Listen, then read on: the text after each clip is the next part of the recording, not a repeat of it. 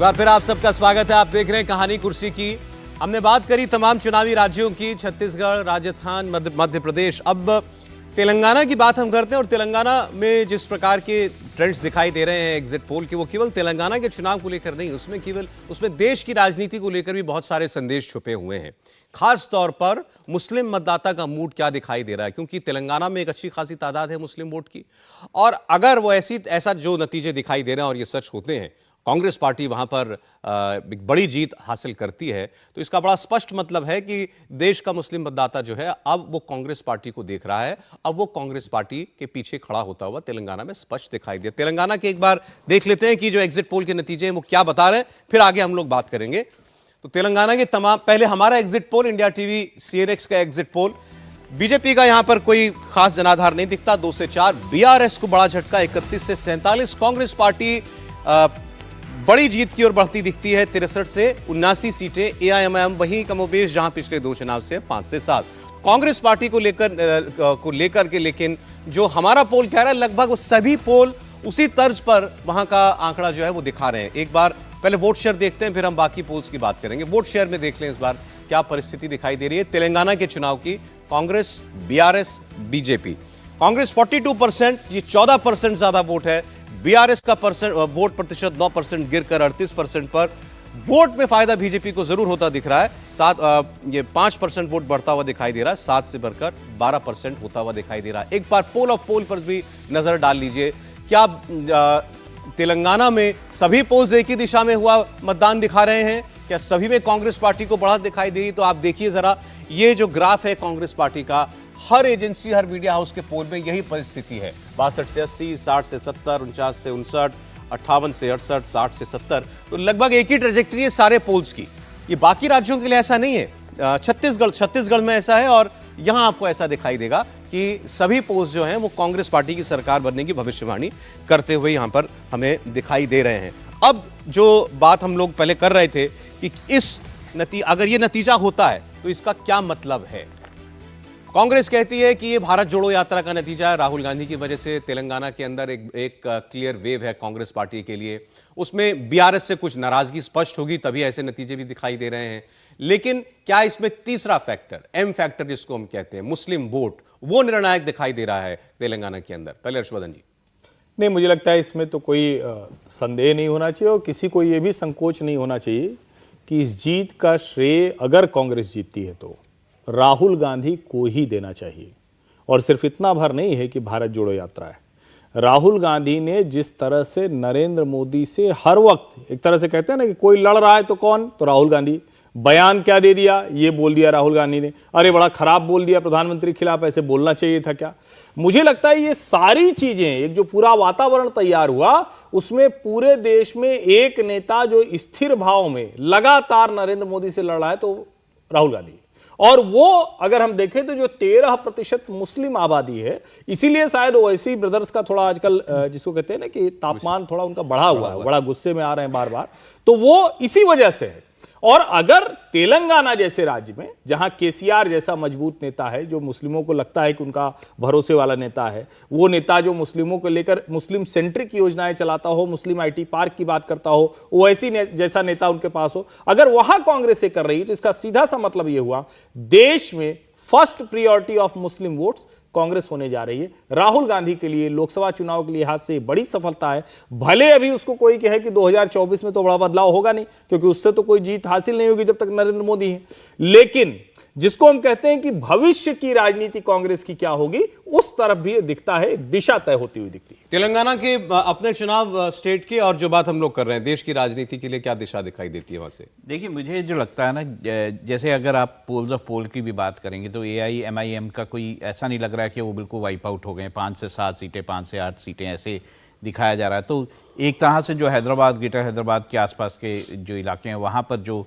मुस्लिम vote है वो तो AIMIM को दिखाई दे रहा है कि वो जा रहा है। वो लड़ते 9 सीट पर है। हाँ, तो मुझे लगता है, देखिए मुझे जो ज़्यादा लग रहा है वो ये लग रहा है कि BRS अगर मतलब उनका हार दिखाई दे रही है तो वो उनकी स्कीम्स की इम्प्लीमेंटेशन को लेके है। मैं आपको एक एग्जांपल देता हूँ। एक पोर्टल BRS ने शुरू किया था, धारिनी करके, ऐसा ही कुछ नाम है उसका। उस पोर्टल का मकसद ये था कि जितने भी ज़मीन के सौदे होते हैं, जो बेची जाती है, खरीदी जाती है, उसके सारे डॉक्यूमेंट्स उस पोर्टल पे अवेलेबल रहेंगे, उस पोर्टल पे दिखाई देंगे। ये उस स्कीम का मकसद था।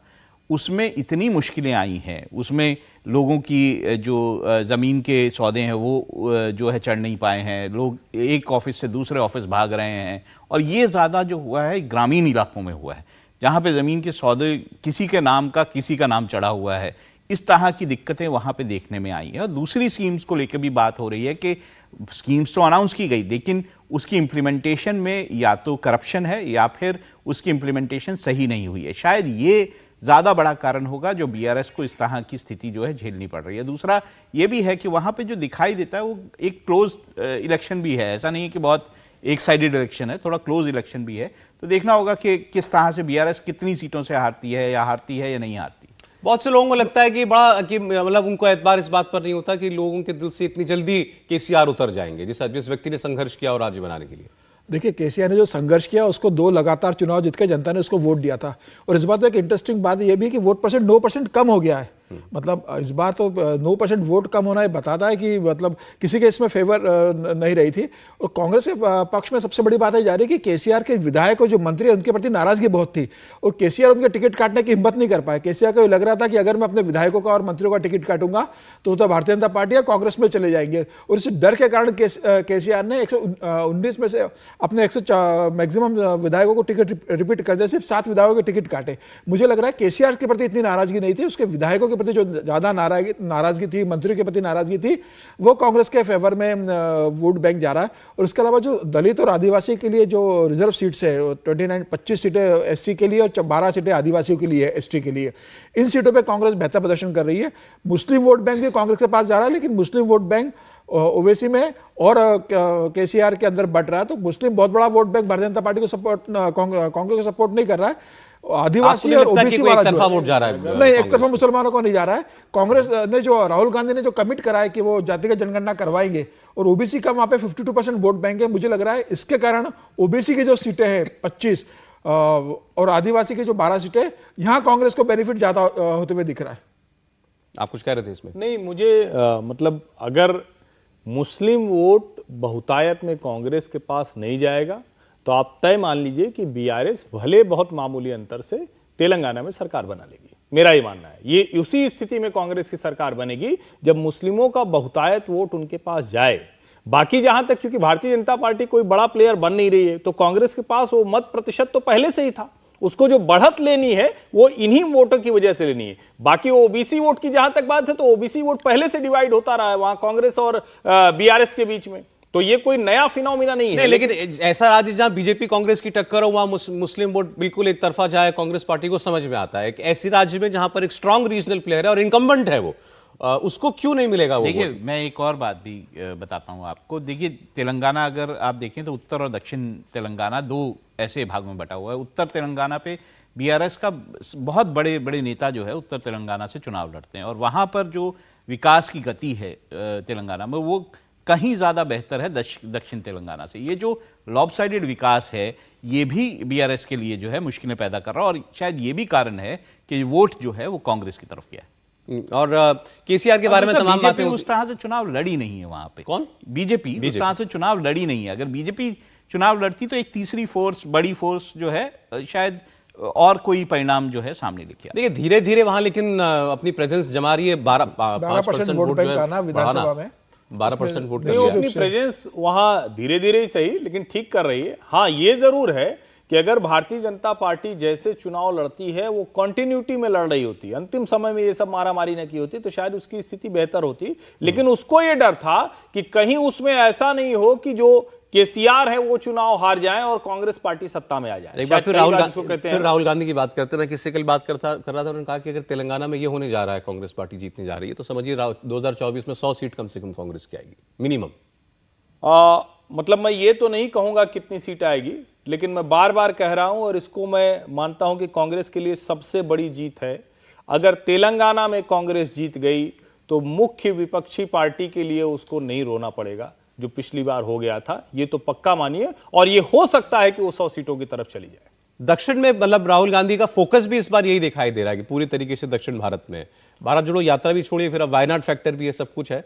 और अगर दक्षिण में जैसे आंध्रा में कांग्रेस पार्टी अच्छा नहीं करती है, तेलंगाना के अंदर उनके पास ग्रो करने के लिए बहुत स्कोप है, तो वहां से कुछ सीटें बढ़ती हुई कांग्रेस की मुमकिन है। देखिए, कोशिश तो जरूर कांग्रेस की होगी, लेकिन क्योंकि उत्तर भारत में कांग्रेस जो बड़े बड़े राज्य हैं जैसे उत्तर प्रदेश जैसे है या फिर बाकी राज्य जो उत्तर भारत के हैं, उसमें कांग्रेस को बहुत ज़्यादा टफ कंपटीशन जो है वो झेलना पड़ता है यहाँ की रीजनल पार्टीज़ की तरफ से भी, और वैसे बीजेपी का जिस तरह का प्रभाव जो है वो उत्तर भारत के राज्यों में है, बहुत ज़्यादा कंपटीशन होता है। तो ऐसे में उनका स्कोप उनको दिखाई देता है कि वो दक्षिण राज्यों में जो है एक स्कोप दिखाई देता है जहाँ पर वो कोशिश कर रहे हैं। राहुल गांधी ओवरऑल इस चुनाव के नतीजों के परिप्रेक्ष्य में अब एक लीडर के तौर पर लोगों की नज़र में आपको बढ़ते हुए दिखते हैं?